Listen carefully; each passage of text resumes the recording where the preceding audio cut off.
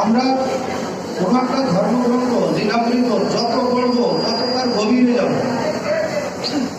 গভীর পর্যন্ত তো আমি এখন যেতে পারিনি, কারণ গভীরে যাওয়াটা অনেকটাই কঠিন।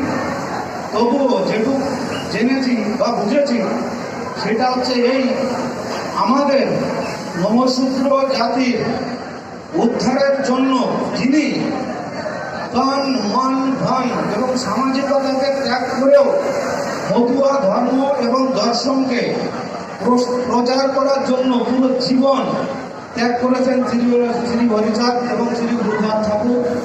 কেননা আজকে এনাদেরই দেন আমরা, আমার বাবা 9 ক্লাস পাস, আমি বিএ পাস, আমার ছেলে এবং মেয়ে তার থেকে বেশি পড়াশোনা করবে, এটা সবাই ছেলে মেয়েরই এই লক্ষ্য উদ্দেশ্য। আমাদের যে স্কুলে যাওয়ার ক্ষমতা ছিল না বা আমাদের জন্য স্কুলও ছিল না, হরিচাঁদ এবং গুরুচাঁদ ঠাকুরের দিক দর্শনে 3900 স্কুল, 4000-এর কাছাকাছি স্কুল উনি আমাদের সমাজের জন্য, শিক্ষার জন্য করেছিলেন। উনি যদি এই 39 স্কুল না করতেন তাহলে আমার বাবা এত 8 ক্লাস করতে পারতেন না, আমি এখনো হয়তো 6 ক্লাসই পড়তাম। কারণ বাবা মা শিক্ষিত না হলে আমি কি করে শিক্ষিত? তো বাবা যে 8 ক্লাস করেছিলেন সেই দৌলত আমি এই পর্যন্ত আসছি। সব কিছু শ্রেয় গুরুচাঁদ, হরিচাঁদ এবং গুরুচাঁদ ঠাকুরকে যায়। আর উনি ছিল শুধু শিক্ষার জন্য এগিয়ে আসেননি, ওনার যে দার্শনিক চিন্তা ভাবনা, আর ওই সময়ে আমাদের থেকে 200 বছর আগে ওনার যে চিন্তা ভাবনা, চেতনা, যেটা এখনই সমাজে ধীরে ধীরে আসছে। সর্বশিক্ষা অভিযান যদি অ্যানালাইসিস করা হয় তাহলে ওনারই দেন। স্বচ্ছ ভারত অভিযান উনি বলেছিলেন যে শিশুর বাড়িতে পায়খানা থাকবে না সেখানে আমি যাবো না। তার মানে কি? স্বচ্ছতা। এই যে জিনিসগুলো উনি 200 বছর আগে বলে গেছেন, সেই জিনিসগুলো আজকে আমাদের দেশের বা আমাদের সমাজের প্রত্যেকটা মানুষের ক্ষেত্রে প্রযোজ্য। সেই হিসেবে হরিচাঁদ এবং গুরুচাঁদ একজন ধর্মের শুধু প্রবর্তক নয়, একজন দার্শনিক, এবং ওই দার্শনিক যেটা বিজ্ঞান ভিত্তিক দার্শনিক। উনি যে কথাগুলো বলে গেছেন প্রত্যেকটা কথাই হয়তো 500 বছর আগেও সেগুলো নিয়ে অ্যানালাইসিস করা হবে। হরিচাঁদ গুরুচাঁদ ঠাকুরকে নিয়ে এখন গবেষণা চলছে। গবেষণা মানে এই, ওনারা কি বলে গেছেন, কেন বলে গেছেন, আর সেইটা কতটুকু সমাজে বর্তমানে কার্যকর হচ্ছে, এই জিনিসগুলো সম্বন্ধে বিস্তারিত আলোচনা বা রিসার্চ যারা করেন তাদের ডক্টরেট বলা হয়। আমাদের সমাজে অনেকেই এ বিষয়ে ডক্টরেট করেছেন। সবাইকে অনুরোধ করব শ্রী শ্রী হরিচাঁদ গুরুচাঁদ ঠাকুরকে শ্রদ্ধা নিবেদন করা। এবং আমরা যে নমশূদ্র, আমরা অনেকেই আমাদের ব্যাকগ্রাউন্ড সম্পর্কে জানি না। যে জাতি যার নিজের ব্যাকগ্রাউন্ড, যার নিজের ইতিহাস জানে না, সে কিন্তু অনেক পিছনে থেকে যায়। তাই আমি সবাইকে অনুরোধ করব, এ বিষয়ে অনেক জায়গায় অনেক বই পুস্তক লেখা আছে, সেই হিসাবে আপনাদের সবাইকে এ বিষয়ে জানার দরকার আছে। আমরা কেউ কিছু ভুলে গেল সেটা না মেনে নিজে পড়ুন, বুঝুন, তারপরে বলুন হরিচাঁদ গুরুচাঁদ ঠাকুর কি বলে গেছেন সে বিষয়ে আমরা জেনে শুনে তারপরে একটা বিষয়ে সিদ্ধান্ত নিই।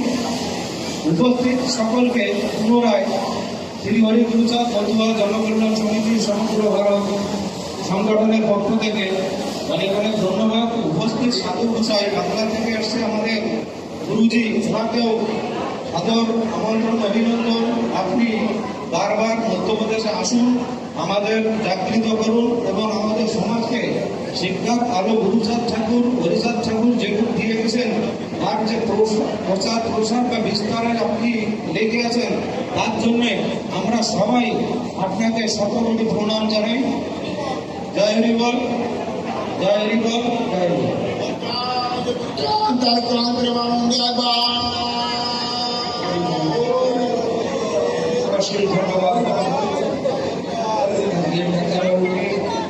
ধন্যবাদ।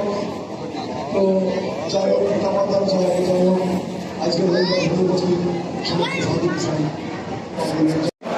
আমরা একটা হরিপ্রসাদ ঠাকুরের মন্দির নির্মাণ করতে যাচ্ছি। সব থেকে খুশির খবর এইটাই যে আমরা প্রথম উজ্জয়নে যেখানে আমাদের প্রত্যেক 12 বছরে মেলা লাগে, সেই কুম্ভনগরী উজ্জয়নে শ্রী হরিপ্রসাদ ঠাকুরের সর্বপ্রথম মন্দির নির্মাণ হতে চলেছে। আপনাদের সকলের সহযোগিতায় আমরা জমিটা কিনতে পেরেছিলাম, সেখানে ধীরে ধীরে কাজ শুরু হবে। আমরা শুধু মন্দির কিন্তু একটা ধর্মের বা আমাদের মানুষের পরিচয় নয়, একটা মন্দিরের সঙ্গে সঙ্গে আমরা সবাই একত্রিত থাকবো, একত্রিতভাবে বসবাস করব, একে অপরের সঙ্গে চেনা জানা পরিচয় হতে থাকবে। কেননা আমরা এখানে এক জায়গায় কেউ থাকি না। আমাদের সংগঠনের মুখ্য উদ্দেশ্য ছিল যে মন্দির হরিচাঁদ ঠাকুরের মন্দিরের সঙ্গে সঙ্গে আমরা যে বিক্ষিপ্ত হয়ে পড়ে আছি যে সমস্ত বাঙালি ভাইরা, আমরা আগে একে অপরকে চিনতাম না, জানতাম না। আমি থাকি কিন্তু কেউ থাকে ধার, কেউ থাকে ঝাবুয়া, কেউ থাকে রত্নাম, কেউ থাকে গুজরাট থেকে আসছেন, ওনাদেরও সংগঠনের পক্ষ থেকে অনেক অনেক ধন্যবাদ। এই যে আন্তরিকতা, ভ্রাতৃত্ববোধ, যার মধ্য দিয়ে আমাদের অনেকটা উপকার হচ্ছে এবং হবে। আমরা প্রতি বছর মহাবারুণীর মেলা উজ্জয়নে শুরু করেছি এবং সেটা সাকসেসফুল আপনাদের সহযোগিতায়। যেভাবে করে আমাদের সমাজের একটা শক্তি, সংগঠিত শক্তি হয়, তার জন্য আমরা সবাইকে নিবেদন করব সবসময় আমরা একত্রিত থাকি।